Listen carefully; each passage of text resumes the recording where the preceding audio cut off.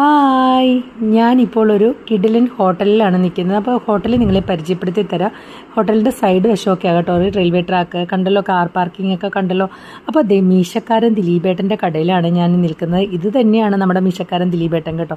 അപ്പോൾ മീശക്കാരൻ ദിലീപേട്ടൻ്റെ കടയിലെ കിടിലൻ വറുത്തതും പൊരിച്ചതൊക്കെ ആയിട്ടുള്ള ഐറ്റങ്ങളൊക്കെ ഞാൻ കാണിച്ചു തരാം. ഇപ്പോൾ ഇത് റെയിൽവേ ട്രാക്കാണ്. റെയിൽവേ ട്രാക്കിൻ്റെ തൊട്ട് സൈഡിൽ തന്നെയാണ് കേട്ടോ കട. അപ്പോൾ ഈ കടയിലേക്ക് വരാനായിട്ട് ചേർത്തലേ വന്നു കഴിഞ്ഞിട്ട് 11-ാം മൈലിൽ എത്തിയതിന് ശേഷം 11-ാം മൈലിൽ നിന്ന് പടിഞ്ഞാട്ട് കുറച്ച് പോന്നാൽ മതി കേട്ടോ, നമ്മുടെ ഈ ഹോട്ടൽ കാണാൻ പറ്റും. റെയിൽവേ ട്രാക്കിൻ്റെ തൊട്ട് സൈഡിൽ തന്നെയാണ് കേട്ടോ. അപ്പോൾ ആരോട് ചോദിച്ചാലും മീശക്കാരൻ ദിലീപേട്ടൻ്റെ കട ചോദിച്ചാൽ പറഞ്ഞുതരാതെ ആരും ഇരിക്കില്ല. അത്രയ്ക്കും ഫേമസ് ആയ ഒരു കടയാണ് ഈ മീശക്കാരൻ ദിലീപേട്ടൻ്റെ കട. ഇവിടെ ഇങ്ങനെ കിഡിലനായിട്ട് വറുത്തതും പൊരിച്ചതും ഒക്കെ ആയിട്ടുള്ള ഒത്തിരി ഐറ്റംസൊക്കെ ഇവിടെ ഉണ്ട്.